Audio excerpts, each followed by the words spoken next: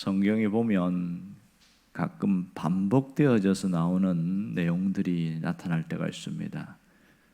예를 들어서 창세기에 보면, 창세기 41장에 보면 바로가 꾼 꿈에 대해서 2번 반복해서 긴 내용이 나오고, 또 44장에 가면 이 베냐민이 절도했다는 누명을 쓰고 그것에 대해서 유다가 변론하는 내용이 2번 반복되고 있고, 47장에 가서 야곱이 바로에게 축복했다는 내용이 2번 반복되고 있습니다. 그런가 하면 출애굽기 가면 성막을 만드는 과정에 대해서 상당히 많은 장을 2번이나 반복하고 있습니다. 한 번은 성막을 만드는 구조에 대해서 하나님이 알려주신 것을 이야기하고, 또 한 번은 성막을 만드는데 똑같이 만들었다는 것을 반복하는 내용이 상당히 많이 할애되고 있습니다. 신약에 와서 보면 예수님의 사역 가운데 오병이어의 기적에 대해서는 사복음서가 동시에 다 나타나는 그런 경우들이 많습니다. 왜 이렇게 성경은 반복하는, 이게 나 알고 있는 건데 왜 반복할까, 이런 의문점을 가질 때가 참 많았습니다.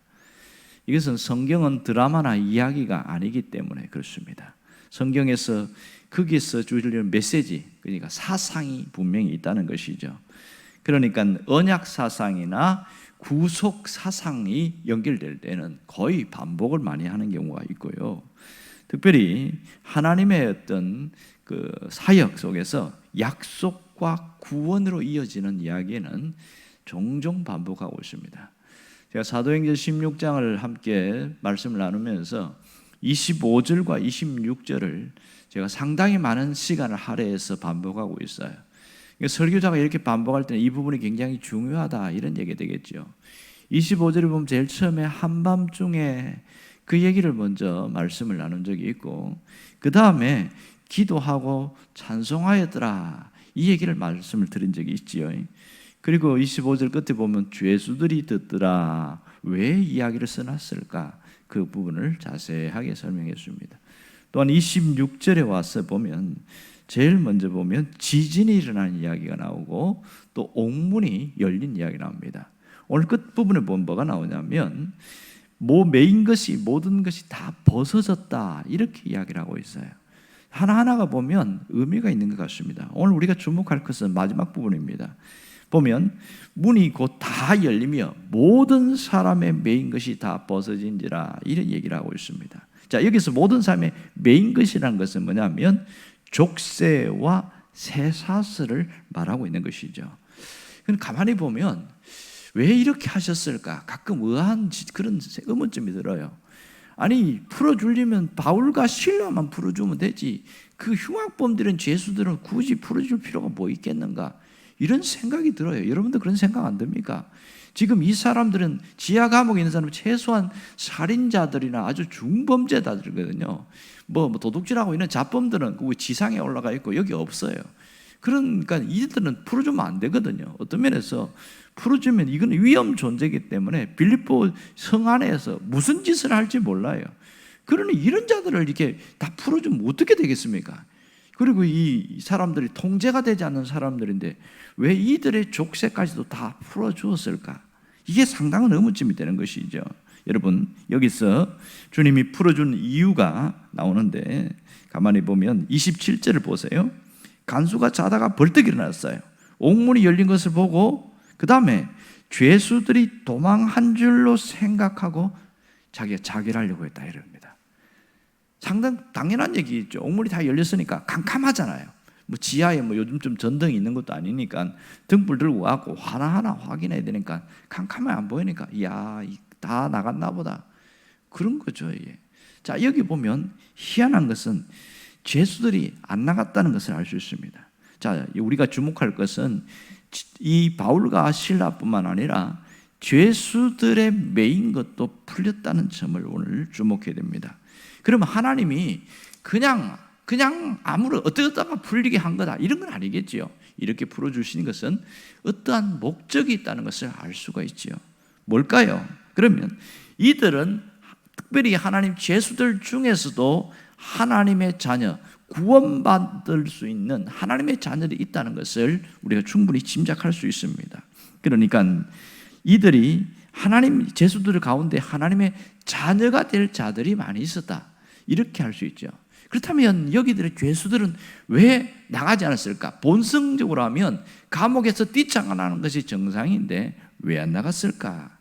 그것은 하나님께서 그들에게 움직일 수 없는 이 압도적 경이로움으로 하나님이 그들을 보여주신 거예요. 그러니까 신비로운 하나님의 섭리가 여기에서 작용하고 있는 겁니다.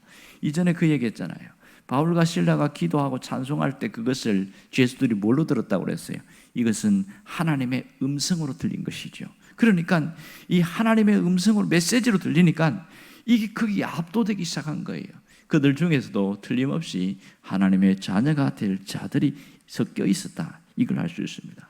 오늘 여기서 우리가 알 수 있는 건 뭐냐면 하나님의 자녀는 반드시 하나님이 매인 것을 풀어준다는 사실입니다. 가장 우선적으로 죄의 속박에서 우리를 풀어주셔서 자유케 하십니다. 또한 삶의 모든 자리에서 묶여있는 것, 매여있는 것에서 우리를 벗어나게 하시는 겁니다. 하나님이 원하시는 것은 우리가 이 땅을 살아가면서 무언가에 매여 살 것을 원하지 않다는 사실을 분명히 깨달아야 합니다. 우리가 살다 보면 문제가 안 풀리고 어려움이 있고 그럴 때 왜 안 되나 이러면 답답해할 때가 참 많아요.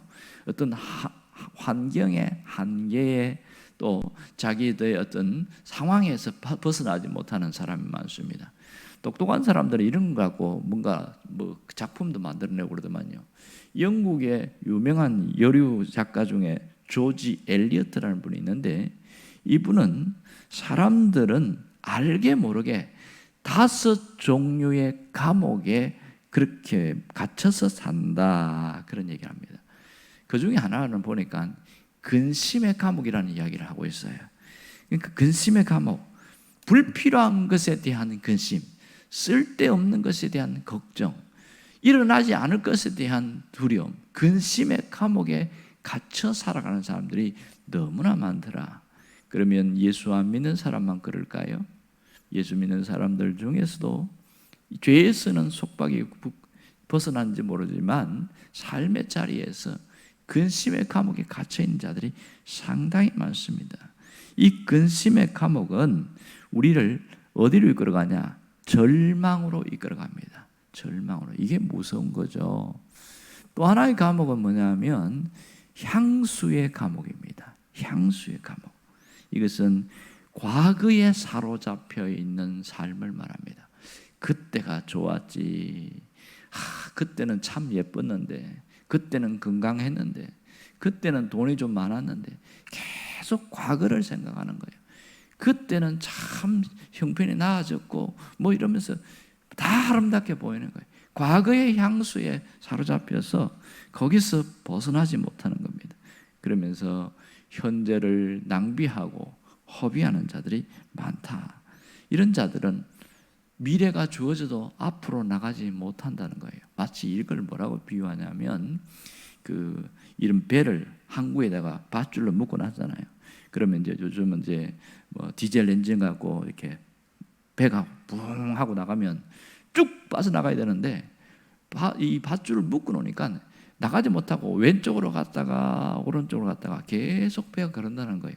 가긴 가는데 앞으로 가는 게 아니고 좌우로 가는 거예요. 결국은 한 걸음도 못 나가고 있습니다. 왜요? 밧줄을 묶어놨기 때문에. 밧줄이 얼마나 튼튼한지 몰라요. 우리가 살아가면서 그런 거예요. 현재를 살면서 미래를 향해 못 가고 과거에 매여 사는 이런 사람들을 보이지 않는 감옥에 갇혀 산다, 이렇게 말합니다. 그러니까 어떤 분들은 생각이라는 그 감옥에 갇혀 있는 경우가 굉장히 많습니다. 그런 분을 만나면 힘들어요. 상담을 하면 힘이 빠져요. 왜? 이 생각이 상당히 부정적이고 왜곡되고 굴절되어 있기 때문에 이런 분들하고 대화하면 에너지가 쭉쭉쭉 빠져나가는 겁니다. 그 정신과 상담하는 의사들이 그렇게 상담하고 나면 자기도 뭔가 충전에 어떤 시간이 필요하다, 그런 얘기도 하더라고요. 그만큼 어렵습니다. 상담 심리학에 벌써 보면 책에 이런 조금 무서운 이야기가 나옵니다. 어떤 청년이 있었는데 이 청년은 자신을 항상 쥐라고 생각하는 거예요. 쥐라고 생각하는 거예요. 그러니까 이 답답하죠. 그래서 부모가 데리고 정신과 의사에 가서 이야기하니까 의사가 선생님은 쥐가 아닙니다. 사람입니다. 이렇게 하는데 치료가 안 되는 거예요. 이 방법 써도 안 되고 저 방법 써도 안 되고 그래서 방법을 뒤집어서 다시 한번 상담을 했습니다. 뭐라고 그러냐면 선생님은 과거에 쥐가 맞습니다. 이렇게 하세요. 쥐였습니다. 그런데요 지금은 사람이 되었습니다. 얼굴이 확 펴지는 거예요. 진짜요? 진짜 사람 됐어요? 물론이지요. 이제는 사람입니다. 사람으로 살면 됩니다. 그러니까 얼굴이 확 펴져갖고 그걸 갔어요. 그러니까 이 의사도 야 내가 잘했구나. 그런데 다음날 힘이 풀이 죽어갖고 왔어요. 그런데요 선생님 고양이가 너무 무서워요. 고양이만 보면 무섭다는 거예요. 아니 사람인데 무슨 고양이를 무서워하세요? 이제 쥐가 아니고 사람이니까요. 사람이라고요. 그렇게 나는 사람이다 이렇게 생각하고 사세요. 그렇게 얘기를 하니까 그런데요 고양이도 내가 사람인 걸 알까요? 이 황당한 이야기를 보세요. 어떤 갇혀있는 데서 사람의 몸을 끄집어내는 건 쉽습니다. 하지만 그 생각, 갇혀있는 생각에서 그 사람을 끄집어내는 것은 이 생각보다 어려워. 좀처럼 안 풀립니다. 어떤 자기 생각 틀에 갇혀있는 사람들은요 안 빠져나와요. 안 빠져나와요. 예수를 믿어도 유교의 사고방식의 틀에 갇혀있는 사람은 예수를 믿어도 유교 방식으로 믿어요. 샤머니즘에 갇혀있다가 예수를 믿은 사람은 이제 자유해야 되는데 여전히 샤머니즘이에요. 샤머니즘이에요. 지극정성을 다해서 하나님께 기도하고 그런 볼 때 야, 참 대단하다. 그 내면에 들어가 보니까 신앙이 아니고 샤머니즘이 깔려 있는 거예요. 이게 문제인 거예요. 우리 안에 있는 사고방식 생각 속에 이 버려야 할 게 너무나 많은데 그것이 문제입니다. 어떤 분은 환경의 감옥에서 못 나오는 거예요. 환경의 감옥이 뭐냐면 어렵고 힘든 그 환경에서 내가 벗어나야지, 일어나야지 이러면서 뛰쳐나와야 되는데 아이고 힘들어, 아이고 힘들어, 나는 안 되나 봐, 어쩔 수 없나 봐. 그 틀 속에서 갇혀서 못 나오는 사람이 굉장히 많습니다. 이사야 61장 1절을 보면 하나님이 무슨 얘기하는지 아세요? 마음이 상한 자를 고치시며 포로된 자에게 자유를, 갇힌 자를 놓아 주의 해를 선포한다. 그런 얘기를 합니다. 이것이 복음서에서 누가복음 4장 18절에서 똑같이 이용됐습니다. 예수님이 오신 것은 마음이 상한 자를 자유케 하고 포로된 자를 온전히 회복시키는 그런 일을 하고 이 눌린 자를 그들을 해방하는, 자유케 하는 일을 한다. 주님을 믿으면 이 온전한 자유함이 있습니다. 하나님이 원하시는 것은 우리가 매이고 갇힌 데서 묶여있지 않기를 원하고 있어요. 이제는 풀린 자가 되기를 원하는 겁니다. 여러분 유명한 거라사 광인 이야기 아시지요? 예수님이 일부러 이방 지역에 가서 그 귀신 들린 그 사람을, 예수님이 그 사람을 치유하고 돌아오셔요. 그 거라사 광인, 자기 스스로는 도저히 풀릴 수 없는데 예수님을 만난 이후에 완전히 같이 포로된 데서 해방되어지고 자유했습니다. 그가 온전한 자가 돼서 예수님의 발치에 앉아서 주님의 말씀을 들을 정도로 완전히 자유한 자가 됐습니다. 여러분, 우리는 예수만 믿는 것으로 끝나면 안 됩니다. 예수를 믿었으면 예수 믿는 자로서 자유한 자로 살아가야 됩니다. 나를 묶고 있는 것이 무엇인지, 나를 꼼짝도 못하게 하는 것이 무엇인지를 점검해 봐야 된다는 것이죠. 그렇지 않으면 우리는 끊임없이 갇혀 있기 때문에, 갇혀 있는 자의 특징은 불행입니다. 나는 불행하다, 나는 외롭다, 나는 슬프다, 내 인생은 어둡다. 이 갇혀 있는 자의 특징은 그 내면의 어둠이 가득한 겁니다. 이것은 정상적인 신앙생활이 아닙니다. 주님은 우리에게 풀어주러 온 거예요. 그러면 어떻게 하면 풀릴 수 있냐? 예수 그리스도 그분의 내 안에 오실 때 우리는 진정한 자유한 자로 살아갈 수 있는 겁니다. 그냥 예수 믿는 것으로 끝나는 것이 아니라 내가 예수님 안에 머물러 있을 때 그때 주의 능력이 우리에게 나타나게 되어집니다. 또 하나는 내가 묻고 있는 것을 스스로 풀어낼 줄 알아야 됩니다. 마태복음 18장 18절을 보면 무슨 얘기를 하냐면 네가 땅에서 매면 하늘에서도 매일 것이고 땅에서 풀면 하늘에서도 풀릴 것이다. 이 분명히 말씀하고 있습니다. 어떤 사람은 이것을 나 외에 상대방을 생각합니다. 물론 다른 사람과 맺혀 있는 거 푸는 것이 중요하지요. 하지만 자기 자신에게 맺혀 있는 것을 스스로 풀 수 있어야 됩니다. 고정관념에서 풀어내고 내 틀어진 감정에서 풀어내고 스스로 내가 풀어야 되겠다고 생각하고 자유를 선포하는 그 순간부터 풀리는 거예요. 이 점이 대단히 중요합니다. 내가 풀어야 하늘에도 풀립니다. 내 스스로 나오지 않으면 하나님이 어떻게 할 수가 없는 거예요. 오늘 우리가 기도할 것은 주여 내가 나를 가두고 있는 그 감정의 덩어리나 그 부정적인 사고방식이나 거기서 완전히 자유한 자가 되게 해 주옵소서. 더 이상 갇힌 자가 아니라 풀린 자로 살게 하여 주옵소서. 이 기도가 있기를 주의 이름으로 축원합니다. 기도하겠습니다.